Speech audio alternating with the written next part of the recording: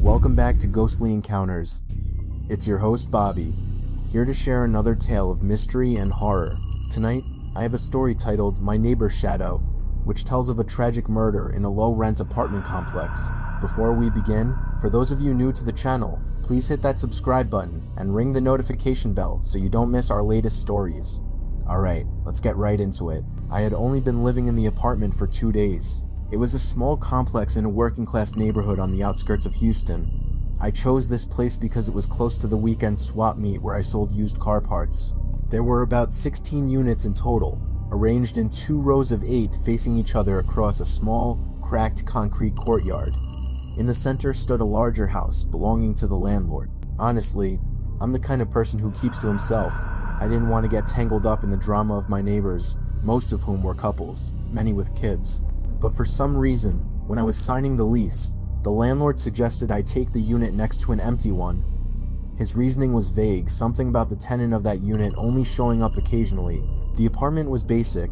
There were no amenities to speak of, just an empty room sectioned off with a small bathroom and a kitchenette. I had to shell out some extra cash for a cheap foam mattress from a discount store. It was thin, but it was better than sleeping on the cold linoleum floor. Before this, I used to work with a group, all family of course, but they all had wives and kids, so they opted for larger places. I was the only one still single, even though I was already pushing 25. The first night, I slept like a log. I almost overslept the next morning, probably exhausted from a full day of haggling and shouting over the noise of the swap meet until my voice was hoarse. The second night, however, sleep wouldn't come. It was nearly midnight, and I was sitting on my small porch.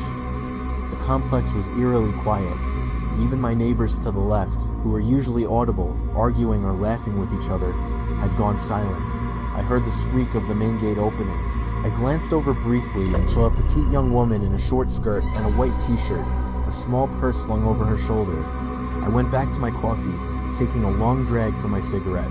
Then I heard a click, the sound of a key turning in a lock, which made me look up again. It turned out she lived in the unit directly across from mine. Where is she coming from at this hour? What kind of job is that? The questions flickered through my mind. I couldn't help but watch her. She was small, but I guess she was in her early 20s. Her short, shoulder-length hair was styled neatly, and she wore heels, probably to add a bit of height. Before she closed her door, her eyes met mine for a fleeting moment. On the third night, it was so stuffy that I dragged my floor mat onto the porch and lay down there. I'm not sure if I was asleep or just drifting, but I was startled when I felt a hand shaking my shoulder. "Hey, wake up," a soft voice whispered. Between sleep and consciousness, I saw a face that looked vaguely familiar. "Please, help me," the woman said again. I forced myself to sit up, wiping the corner of my mouth, which was probably slick with drool.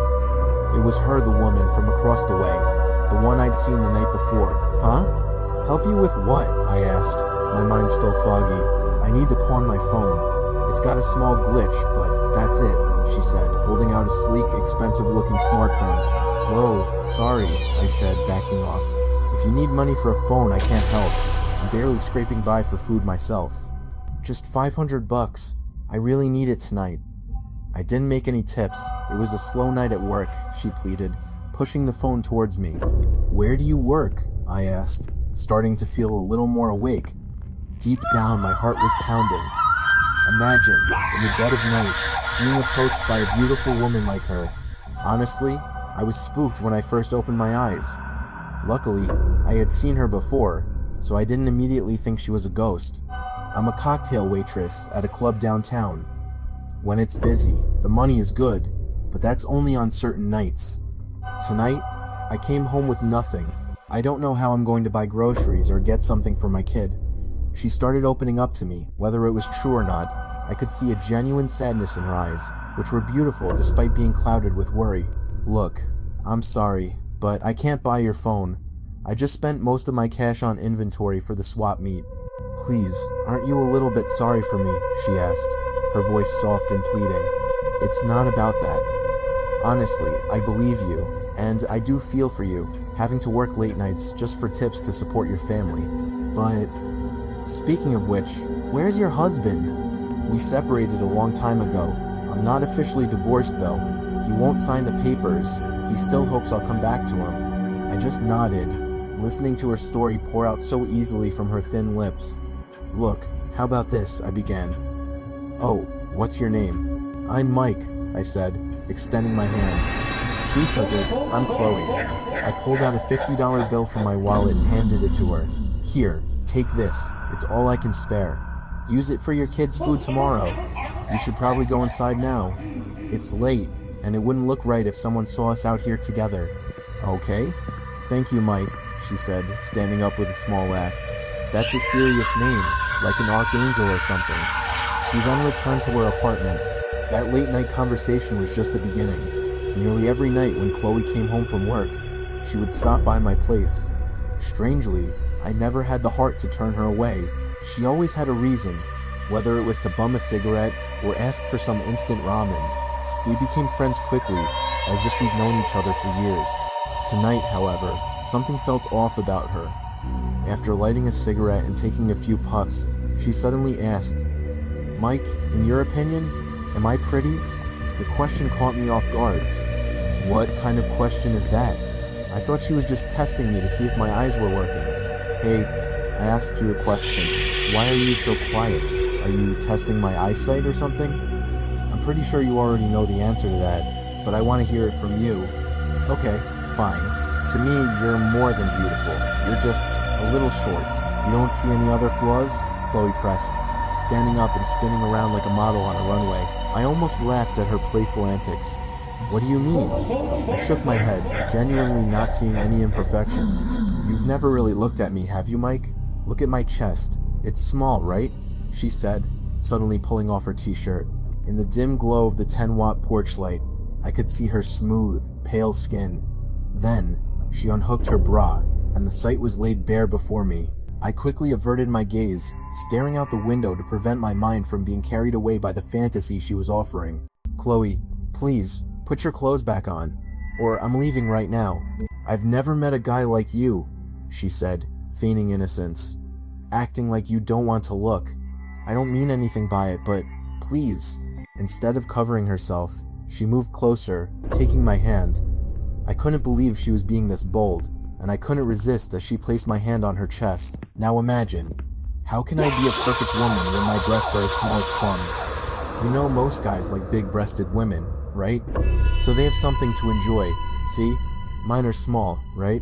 Even more wildly, she tried to pull my head down towards her chest, but I managed to resist. Chloe, don't take this too far. Please, I can't. Put your shirt on and go home. I don't want anything to happen if someone sees us. After saying that, I quickly stepped outside and headed towards the corner store just to get away from Chloe, who seemed to have lost all control. The next day, she didn't show up. I figured she was angry because I had rejected her. Then she sent me a text. Mike, I'm sorry about last night. I didn't mean to invite you to do anything, I swear. I just wanted you to know how insecure I feel around most guys. They always say my chest is too small to be satisfying. Besides, I would have been fine with it if you had been turned on. Consider it my way of repaying your kindness. I just smiled, finding her problem almost trivial. I didn't reply. Chloe. I wasn't a hypocrite. I did like her. It turned out that my late-night chats with Chloe hadn't gone unnoticed. I was sure no one had ever seen her come into my apartment. Or maybe they had, and just pretended not to, spying from behind their curtains. I only found this out when I was hanging out at the 24-hour convenience store across the street, which was run by a middle-aged woman from the Middle East. Everyone called Miss Salma. She liked it when I hung out at her store, probably because it gave her someone to talk to, and I always obliged. But tonight, it seemed Miss Salma wasn't looking to chat. She was looking to interrogate me. Excuse me for prying, Mike, she began, but I'm just offering some friendly advice. I've heard a lot of gossip about you and Chloe, about her visiting you late at night. It's not a big deal, Miss Salma. I just see it as her way of unwinding after work. And yes, I've given her money for her son's food because I feel sorry for her. That's how it always starts. Before you moved in, she used to do the same with other new guys here. They all said it was out of pity, but things always went too far. Eventually, we and the other residents had to step in. I just hope the same thing doesn't happen to you. Because you need to know, Chloe isn't really a single mother. Her husband never divorced her, and he still sends her money sometimes. Miss, Salma told me a lot about Chloe's past, and it left me stunned. Apparently, Chloe used to be an employee at a major real estate development firm. Her position was important. She often attended high-level meetings. The Chloe of the past was a 180-degree turn from the Chloe I knew now. Back then, she was aloof and indifferent to others.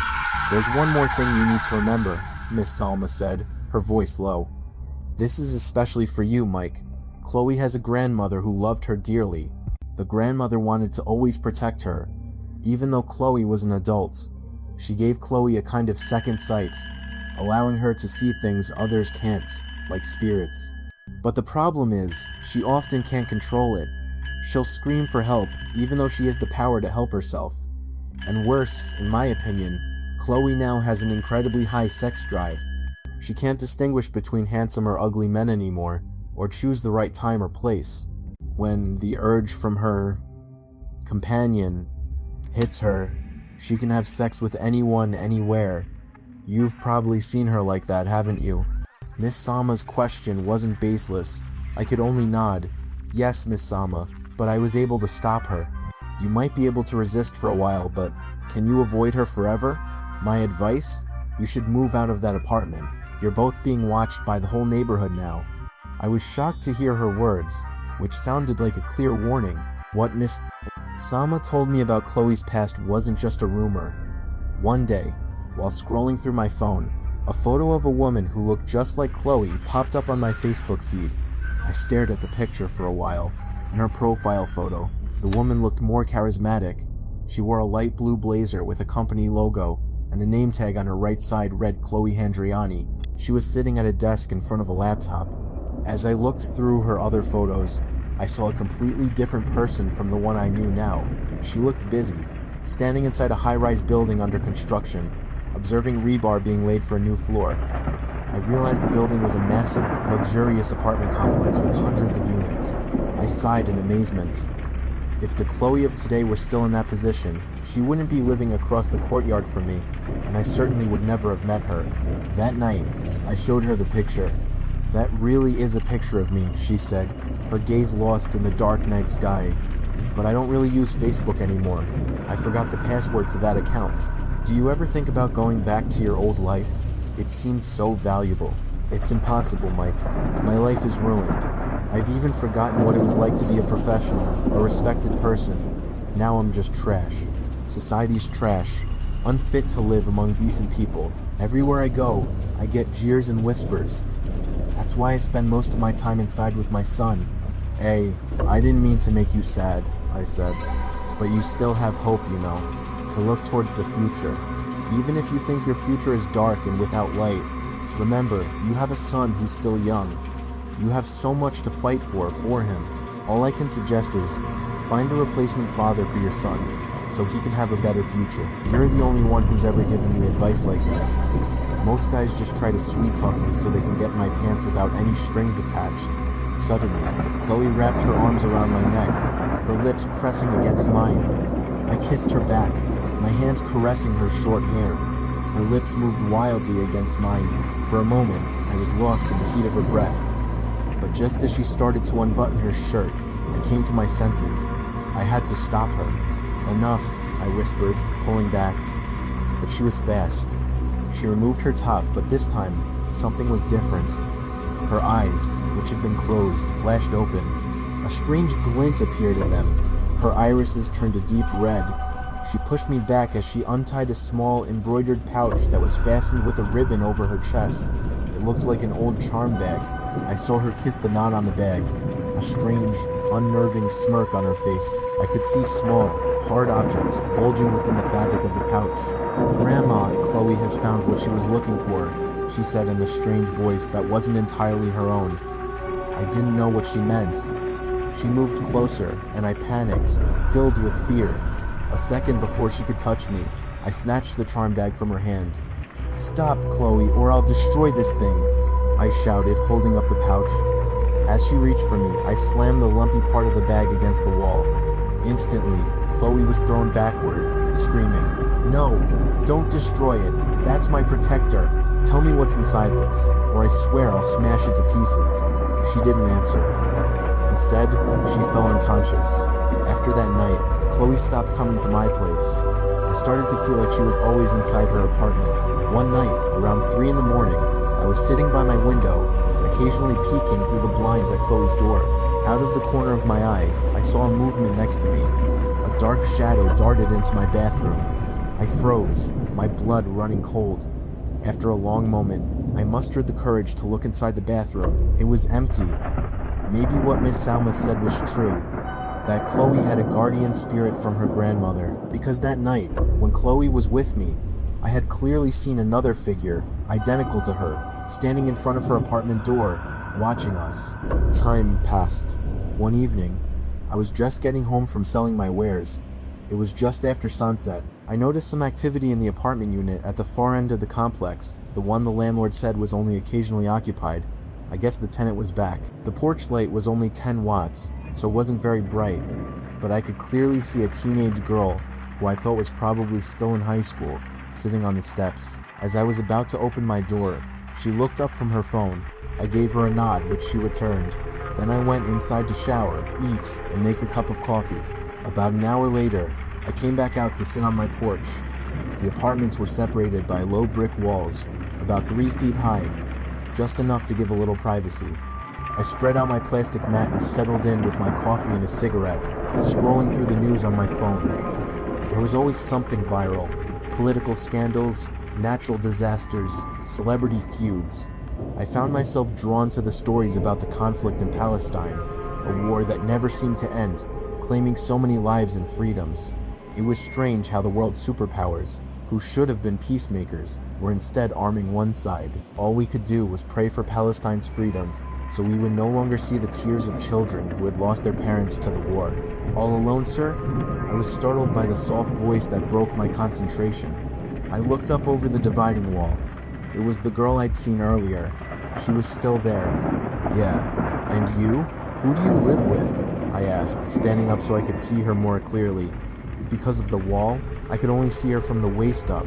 She had an oval face, large round eyes, and full lips. Her skin was a bit dark, but she had a captivating charm. Her hair, which I assumed was long, was tied up in a bun, revealing the nape of her neck. I couldn't help but admire her natural beauty. "With my mom." "She's inside, making herbal remedies," she replied, gesturing with a tilt of her head. I could hear a rhythmic thumping sound from inside her unit, like something being ground with a mortar and pestle, and the faint, sweet-smelling aroma of herbs drifted over. "This place is always so quiet. Were you guys out of town?" I asked.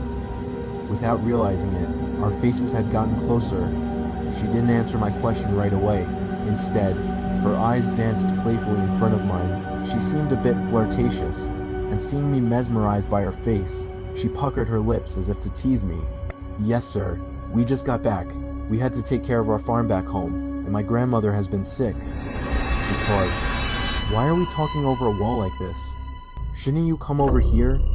Or I go over there?" she asked, making me glance around the complex. Many of the other tenants were still outside on their porches with their families. Strangely, they didn't seem to pay any attention to us. It was impossible that they couldn't see us. The 10-watt bulb was bright enough. Her invitation was enough for me to hop over the low wall. We continued our conversation, sitting on a folded mat she had laid out. "What's your name?" "I'm Mike." "I'm Delilah," she replied, her hand lingering in mine as we shook. I felt a gentle tingle run up my arm as our hands stayed connected. "Delilah." I was jolted by a voice from the doorway, which had just opened. A woman, not too old and still quite beautiful, stood there. She was wearing a traditional patterned cloth wrapped around her lower body and a light blue, long-sleeved blouse. "Mom, this is our new neighbor, Mike. Is it okay if I talk with him for a while?" Delilah introduced me. "Of course, sweetie. Why would I mind?" her mother said before disappearing back inside. "How long have you lived here?" I asked Delilah. "Maybe 5 years. Or more. We like it here. The neighbors don't bother us, and it's a good location for selling our remedies." "So you didn't finish school?" "I did. I graduated from high school here, and it all ended here." "Ended? What do you mean?" Delilah seemed hesitant to say more. "Oh, Nothing. I was thinking about getting a job, but when I considered it, the salary for a high school graduate is so low compared to what I can make selling remedies from our cart. I knew she was changing the subject. She pointed to a small wooden cart that I hadn't noticed before, parked against the wall separating her unit from the next property. Or maybe I just hadn't been paying attention. Nearly every evening after that, right around sunset, I would find Delilah on her porch alone. And when I asked to join her, she always welcomed me enthusiastically. We talked about everything: her school days, her friends, the boy who broke her heart. But in the mornings, when I was getting ready to leave for the swap meet, I never saw her or her mother. The place always looked deserted. The door was always shut and locked tight. And what puzzled me the most was that the floor where we had sat the night before would be dirty, as if covered in a thin layer of moss and dust. It didn't make sense. The previous night, the floor had been clean, as if it had just been mopped. Maybe they leave early to sell their remedies, I reasoned, because I never saw their cart parked by the wall in the morning.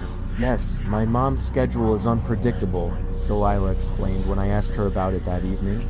She believes the earlier you go out, the more customers you'll get. She says herbal remedies are best taken before a meal, unlike medicine from doctors that you have to eat with first. Our conversations eventually turned more personal.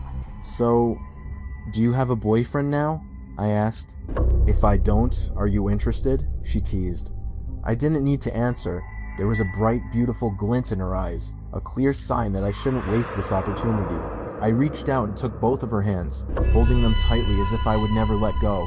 From that evening on, we always spent our time together on her porch, until one of us got too sleepy, or Delilah was called inside by her mother. I don't know what we talked about for so many hours, but the words just flowed effortlessly. One night, we lost track of time, and were still together late into the night. As the night grew deeper, I decided it was time to go back to my place. But, unexpectedly, Delilah followed me inside. Why did you follow me? It's almost morning. It's not right if someone sees us. Relax. No one will see us, she said calmly. I just wanted to see what a bachelor pad looks like, so this is it.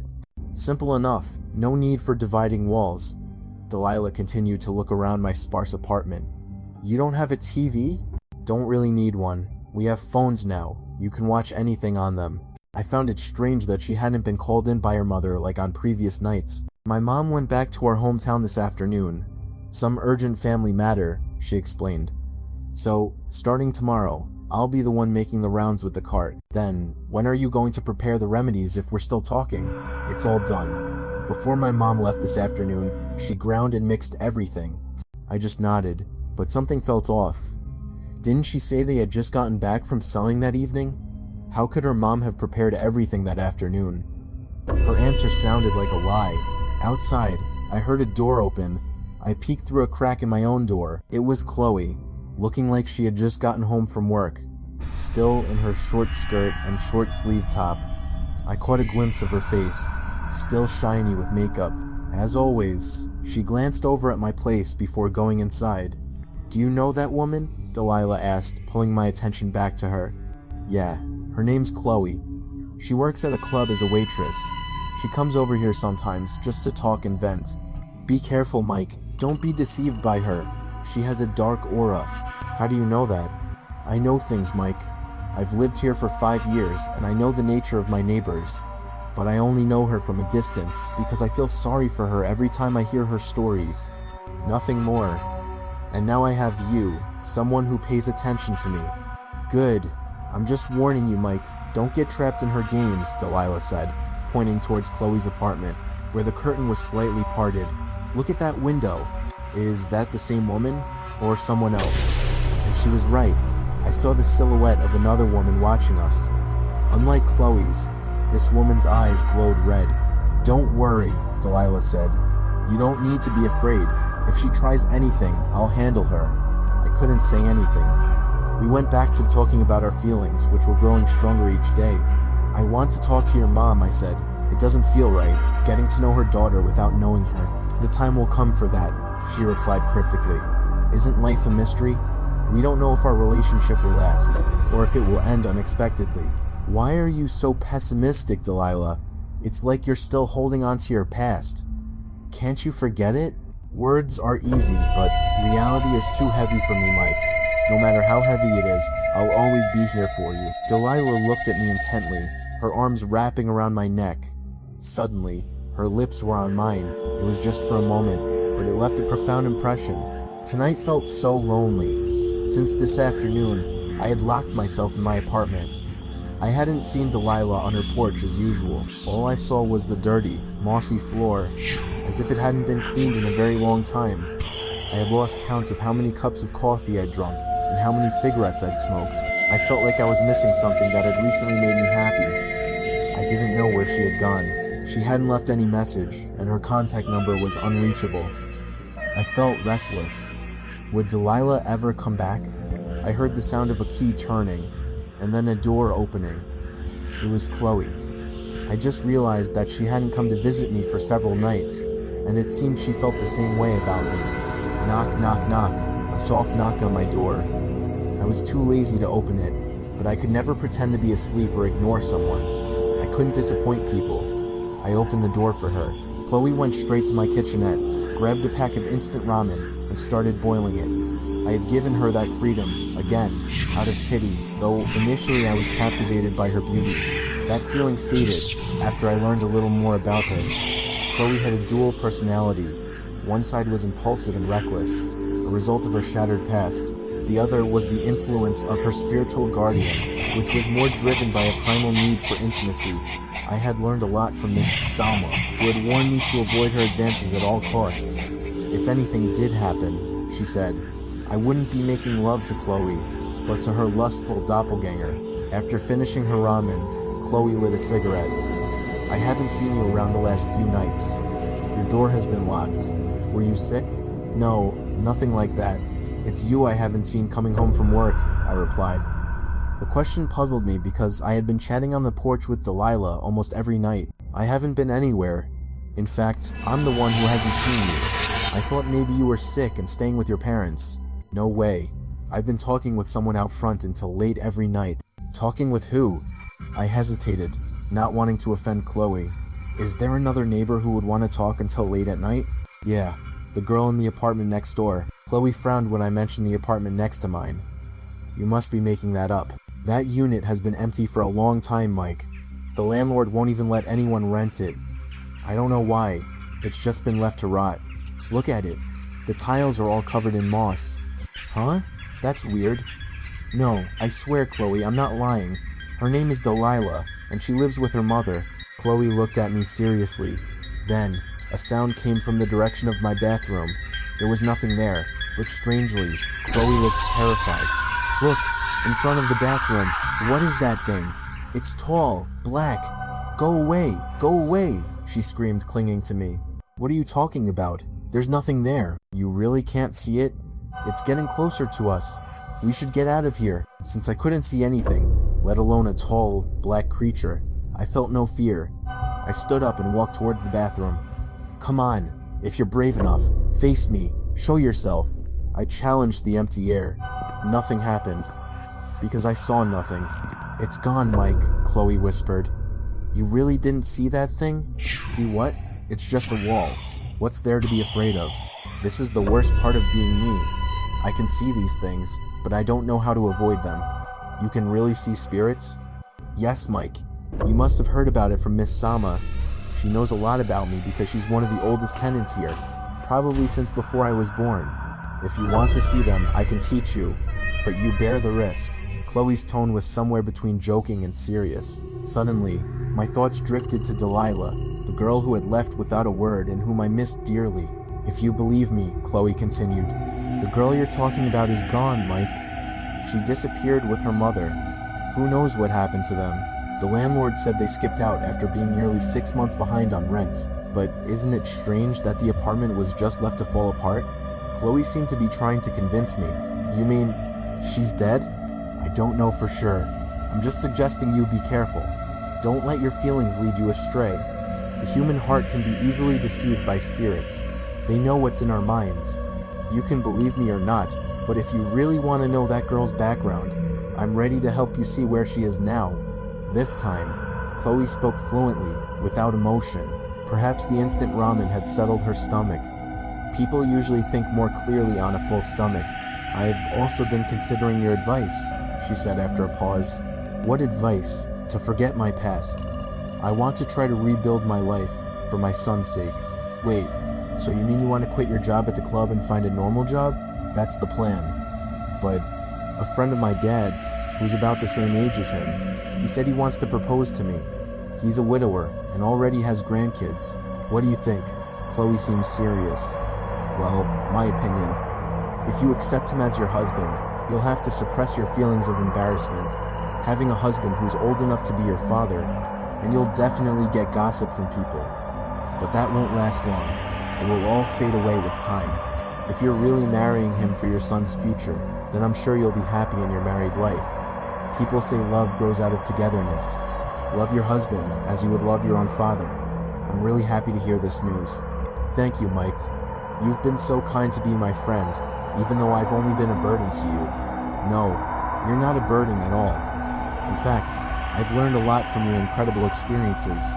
Not many women could endure what you have. Sincerely, without realizing it, Chloe's hand clasped mine tightly. She wrapped her arms around my head and gently kissed my lips. For some reason, this time I couldn't resist her. I kissed her back, returning her kiss with all my feeling. The heat and tenderness of her lips. Chloe broke the embrace and looked into my eyes. Be careful not to get trapped by the girl in the apartment next door again, she warned before leaving and returning to her own unit. It was a Saturday night, like any other weekend. I wanted to go out and enjoy a young man's night, even if it was on a tight budget.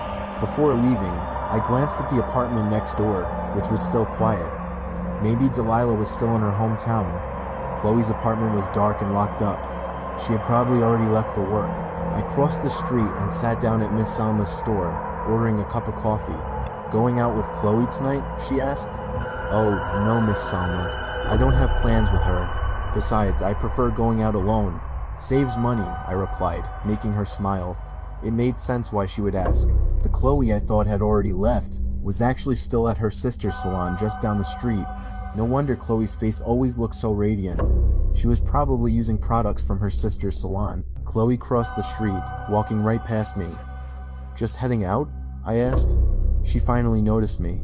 I've been waiting forever for my usual Uber, and on a Saturday night, my time to perform. Where are you headed? Don't know yet. Just going to drive around. Why don't you come to my workplace? You can see me in action, hear me sing. Nah, I've never been to a place like that. I'm a small town guy, you know. Stop putting yourself down. Well, I'm heading out first. She paused. Hey, has that girl next door not come back yet? You mean Delilah? I don't know. But now I don't want to think about her too much. It just gives me the creeps, I said, watching Chloe get into the Uber that had just arrived. I soon left as well, cruising through the night. I didn't have a specific destination, but when I saw a movie poster, I was immediately interested. I got a ticket for a seat in the back corner. The position wasn't great, a bit off to the side, in the middle of an action scene. With gunshots and darkness in the theater, a woman sat down in the seat to my left. I glanced at her face and nearly jumped out of my skin. Delilah. It was really her. I waited a moment, thinking maybe she was with a date or a friend. Who are you looking for? She asked. Your boyfriend. That's funny. I'm alone. I was waiting for you. You disappeared without a word, and then I find you here, Delilah said with a small laugh. Scene after scene flew by. We were so caught up in our own world that we barely paid attention to the movie. After it ended, we headed for the exit, down the stairs to the parking garage. I don't know if I was seeing things, but when we got to the parking lot, Delilah was gone. I looked around for her. It was unlikely she drove herself. All she had at her apartment was that herb cart. Maybe she was with a guy, and they just sat separately in the theater, but that seemed unlikely too. I spent a long time wandering around the parking garage looking for her, but eventually, I had to conclude that Delilah had left in a rideshare. I left the increasingly empty parking garage and headed home. I had just gotten back from a trip to Austin to buy more inventory. My usual supplier had been MIA for a week. We second-hand dealers also buy from individuals, as long as they can prove the parts are theirs and not stolen. I was so exhausted that when I got back to my apartment, I didn't even bother to shower. I just collapsed on my thin mattress and fell asleep. I woke up to the sound of a commotion. After listening closely, I realized the noise was coming from the apartment next door, Delilah and her mother's place. It was around 11 at night, and outside, the complex was silent. Weren't they bothered by the racket? It was strange. The noise was loud enough to be disturbing, even alarming. A woman's screams for help, punctuated by a man's threatening voice, made it impossible for me to stay put. I saw that their door was ajar. Peeking in, I saw a middle-aged man pinning a woman down. I looked left and right, hoping one of my neighbors had heard the screams and would come to help, but the complex remained eerily quiet. I had to intervene. As I got closer, I realized the woman was Delilah's mother. The man on top of her, I recognized him as Mr. Jones, the landlord. He was trying to rip off the patterned cloth wrapped around her lower body while she fought back, scratching at his face, which was already bleeding from her sharp nails. "You should have kept your promise," he snarled. "You're the one who promised that if you couldn't pay the rent for 3 months, you would accommodate me as payment. Now you're trying to back out." Mr. Jones had almost succeeded in pulling off her wrap. She was still a beautiful woman with a firm body. "Mercy, give me more time. I'll pay you everything. But please don't do this. I'd rather die than sell my honor," she cried, screaming for help. Furious, I couldn't bear to watch any longer. I reached out and grabbed the man's collar. But then, the strangest thing happened. My hand passed right through him. I couldn't touch him. Frustrated, I tried to kick Mr. Jones in the face, but my foot met only empty air. He didn't even flinch or look in my direction. I felt a growing sense of panic. How could I save her from Mr. Jones's relentless assault? "No matter how strong you are, you finally give in." "Beautiful," Mr. Jones laughed, pleased that her body was now completely exposed. But just as he was about to climb on top of her exhausted form, a large piece of wood crashed down on his head. He never saw it coming. Delilah was there, a heavy wooden plank in her hands. "You old pervert, I'm going to kill you," she screamed, raising the plank again. "Mr." Jones dodged with a quick reflex and wrestled the plank from her grasp.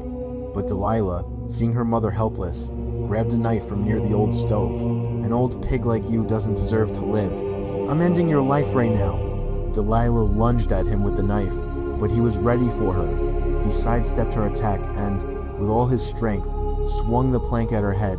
The blow landed with a sickening thud. Delilah was thrown back, blood pouring from her head, and then she was still. I had to witness her death, helpless to do anything. It was a true tragedy. Seeing that her daughter was no longer breathing, the mother panicked. She grabbed the plank and swung it at Mr. Jones, but the blow only hit his leg, causing him to fall. Quickly, Mr. Jones snatched the knife that lay near Delilah. Her mother screamed in agony as the blade plunged into her chest. Blood gushed from the wound below her breast.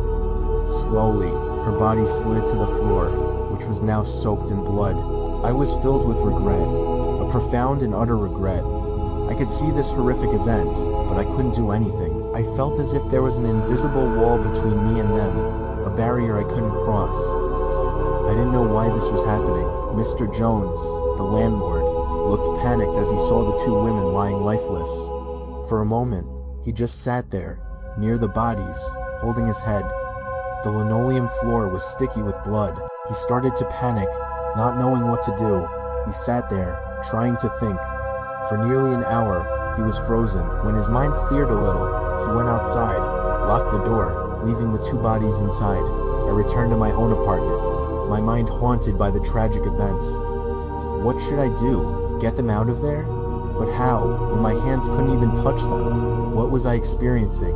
Was this an illusion? Outside, I heard the sound of a cart stopping right in front of the next apartment. It was Mr. Jones, unloading dozens of cinder blocks, sand, and cement. So, this was his plan to cover his tracks. Since I was sure he couldn't see me, I followed him back inside to see what he would do. Mr. Jones took out 2 large plastic trash bags. He wrapped each body in a bag, then secured them with duct tape. He placed the bag bodies under the kitchen counter, in the space meant for a propane tank. He positioned them sitting, facing each other. Then, he started mixing cement and building a wall of cinder blocks, sealing them in. When he was finished, he left. That night, I couldn't sleep a wink. I was too horrified to even think of going to the swap meet the next day. Without even showering, I just washed my face and went outside to check on the apartment next door. It looked exactly as it had yesterday. There was no sign of fresh mortar or leftover sand.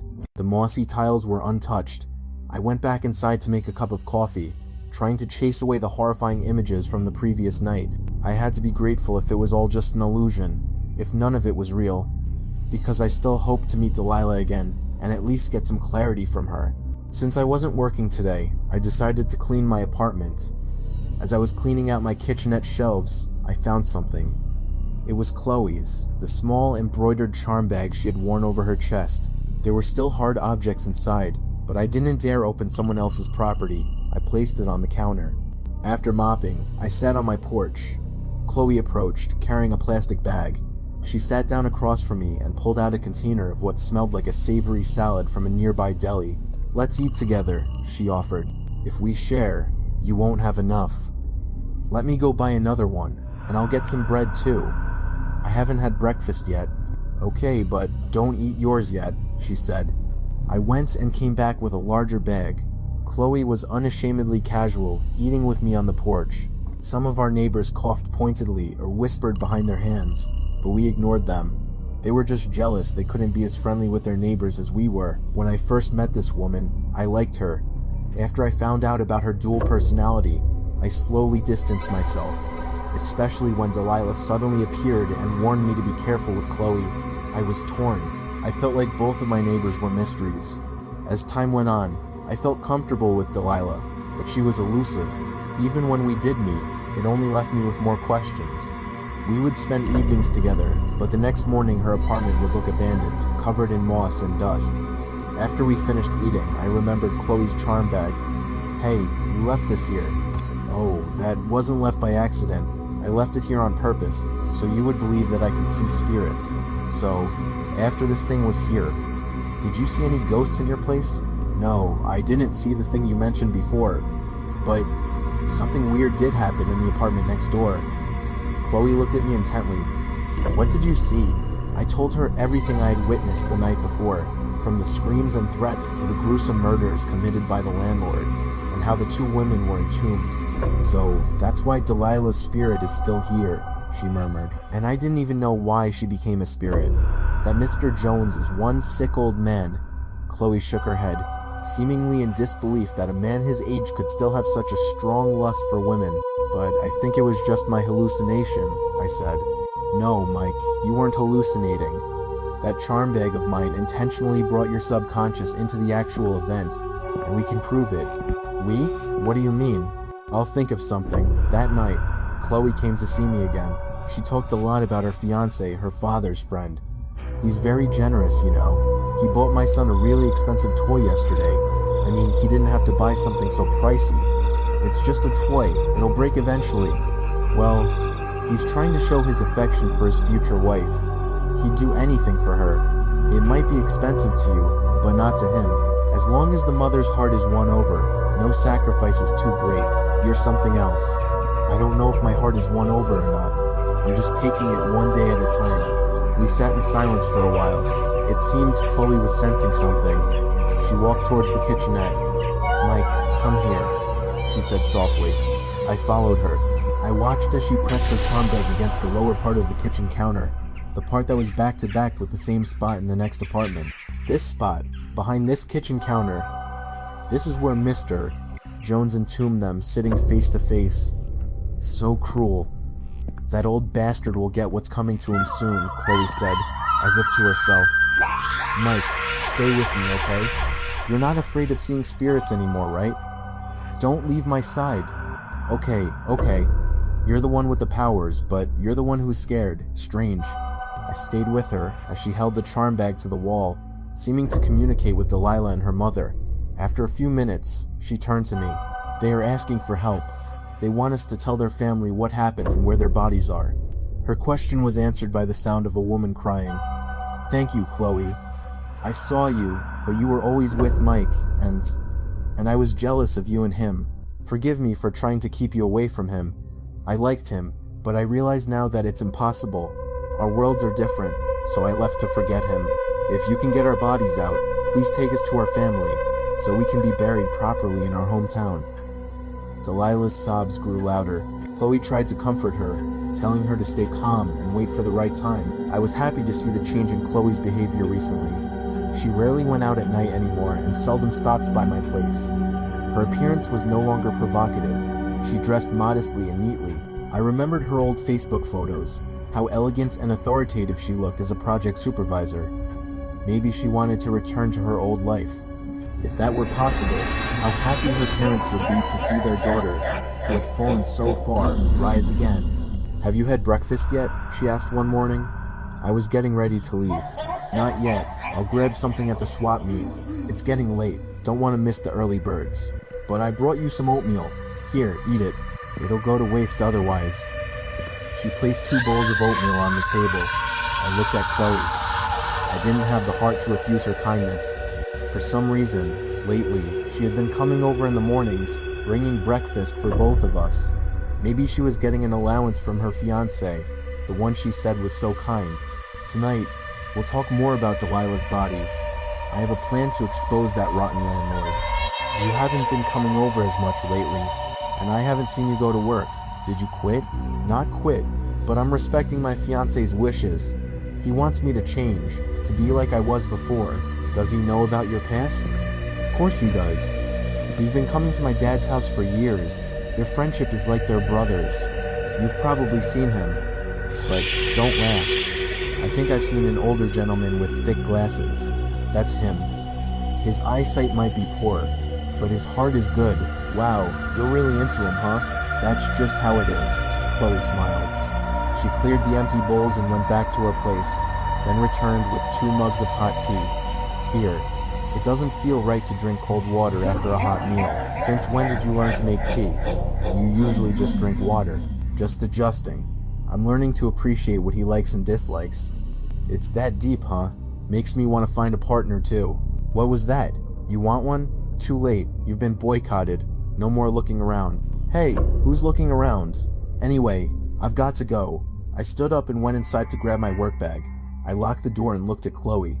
She looked back at me, and for some reason, a strange feeling washed over me. "Chloe, I'm leaving." "Okay, Mike. Be careful." I had just taken a step when she called my name again. "Hey, Mike." "Yeah? What is it?" "Kiss my hand," she said, making me freeze. She held out her hand, and hesitantly, I took it. Unexpectedly, she lifted my hand to her lips and kissed it gently.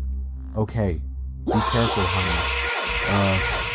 Chloe, I stammered, not believing what I had just seen. Was she practicing for a play? "Adjusting," she had said. Oh, maybe she was trying to better herself with gentle actions in preparation for being a wife. I had just returned from a family member's place in another part of the city.